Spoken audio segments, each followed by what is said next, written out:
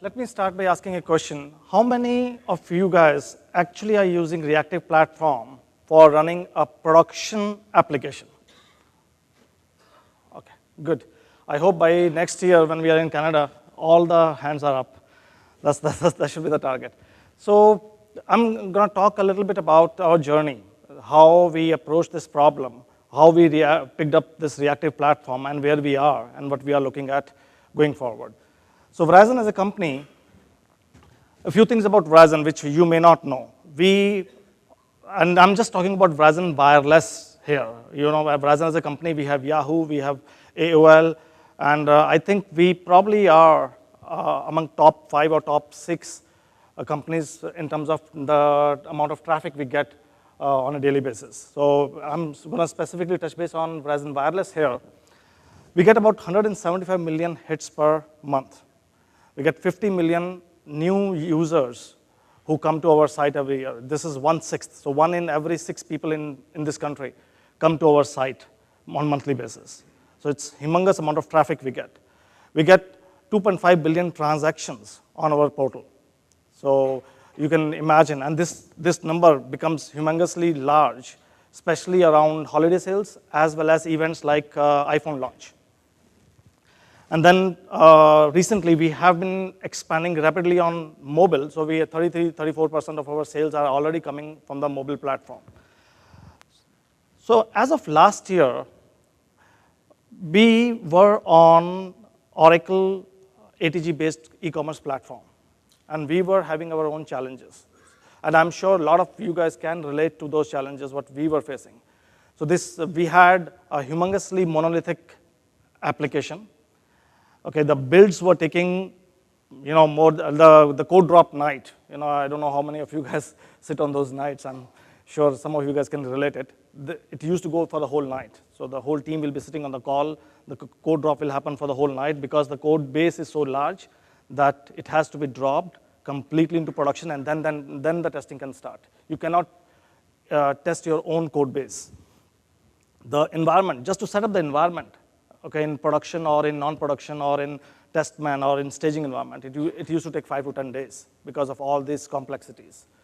And the builds, because of such a large code base, it will take hours and hours.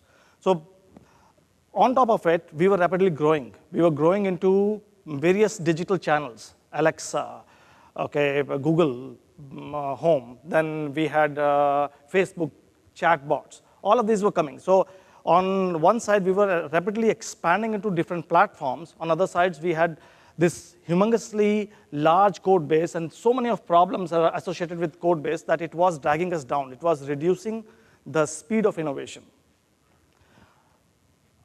And I'll tell you one fact, which probably some of you guys may not know.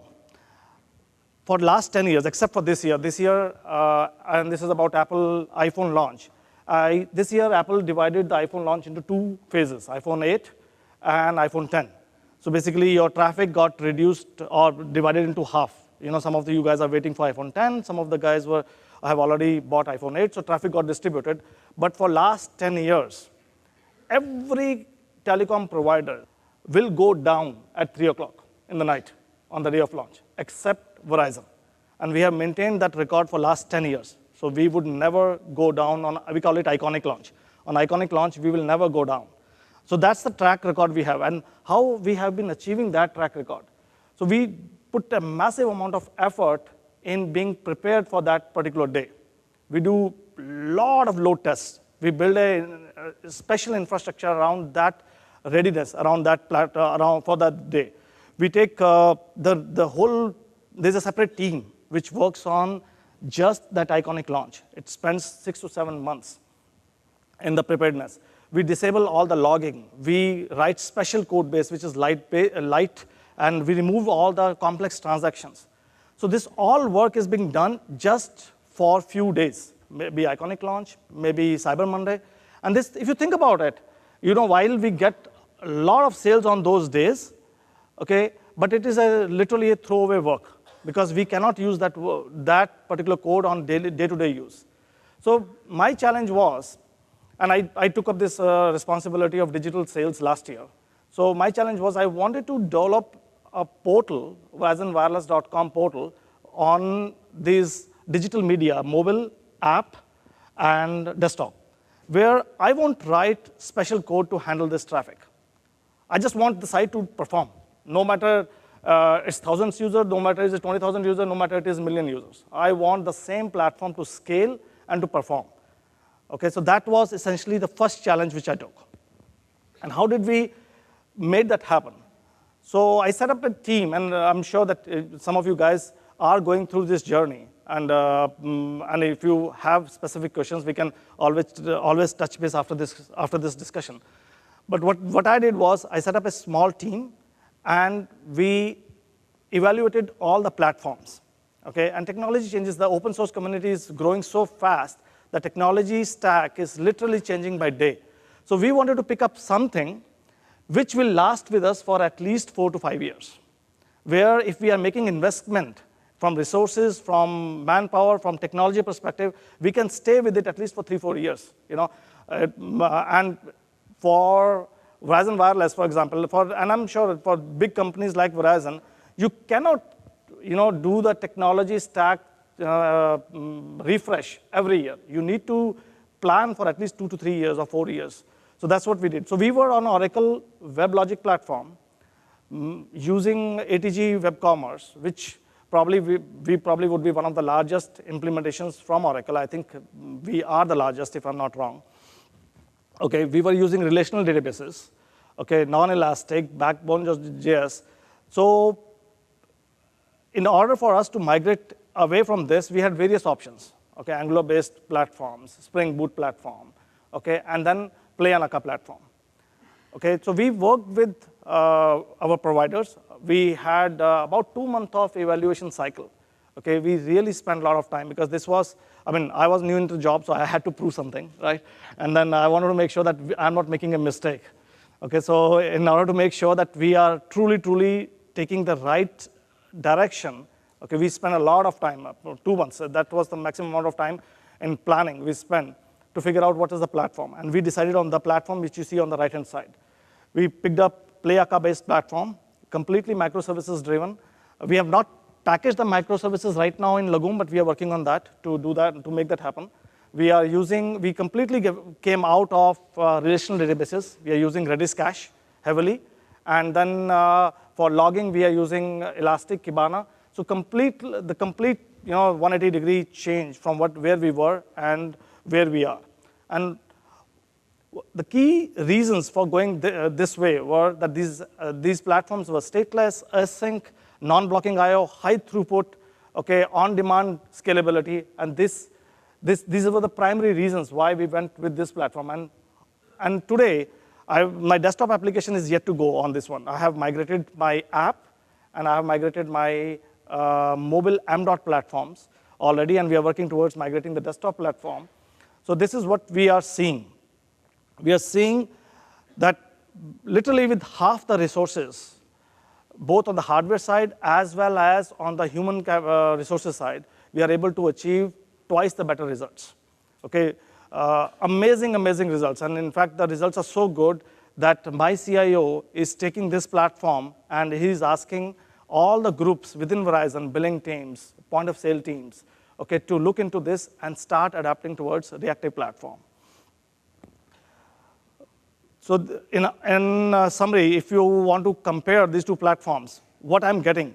So today, when we went live with iPhone 8 launch, okay, I did not go with the older code base, which was supposed to take this traffic. I was on the Reactive Platform, both on app and on M.dot, and we were able to scale. We were able to take that traffic. We used to be at 1,600 orders per minute. The limit for ATG-based Oracle platform was 1,600 orders per minute. That was the high benchmark we were hitting. With Play Anaka, we are already at 12,000 orders per minute. So to that scale, we are able to scale this platform. And again, we are still learning, okay? And we have some issues here and there, and we still think that we will be able to get even beyond that, okay? Which it's insane because I don't think that we will ever get 12,000 orders per minute. But we are already ready for that. Okay, the infrastructure team. is super happy because when we were having these JVMs, which were running the ATG-based platform, they used to put the JVMs with 8 GB, 10 GB, 20 GB memory, okay, because everything was cached in the local cache. Okay, these JVMs are 500 MB. And sometimes they were running at lower memory than that, but we were ashamed to say that. So I said, okay, at least put 512. Right? So at least we can say that. Because comparing to 10 GB, it was looking like a crazy number. So we are running at 512 MB memory now. Okay, so hot reload. Okay, development cycles have reduced by half. Okay, scales with the need. We don't need massive amount of hardware dedicated. Okay, infrastructure team immediately adds additional hardware if we need. Okay, otherwise we don't need to be dedicating all that hardware to this platform. So amazing amount of results. The response time of the applications, if you see on this, are 2.4 seconds on average. And again, we are very heavy transactional site. There are a lot of backend transactions which happen. We have to validate the credit. We have to validate the history of the customer. So 2.4 seconds seems to be a high number for a lot of people, mostly especially on the content-related applications. But for us, 2.4 is a really good number. And when we compare this number to industry, okay, industry standards are 6, 7, 8 seconds. So we are doing pretty good there. So let me talk about the results now, right? On mobile platform, as I said, we have already been there. So we are looking at 200% increase in the conversion rates because customers love it. The site is faster, is nimble. Okay, we have also changed the site look and feel along with this program, so it's looking pretty nice. And we have brought in both M.Dot and app with exact same look and feel. So if you are on the app or on the M.Dot application, you will not feel the difference. And because we are able to get that kind of performance from this platform, it feels that way. Okay, so sales have gone up the roof on this platform. We are already seeing about 33% of the overall sales coming from mobile platforms. Okay, 50% decrease in the effort which teams are putting in, and the team sizes have already gone down. So all in all, we are super happy with this platform, and we have been, and I would recommend anyone in this team, in this group who is on the sidelines, okay, to come and talk to me. I mean, this is absolutely phenomenal platform, and I would recommend it any day. Joel? Yeah, so thanks. Thank you.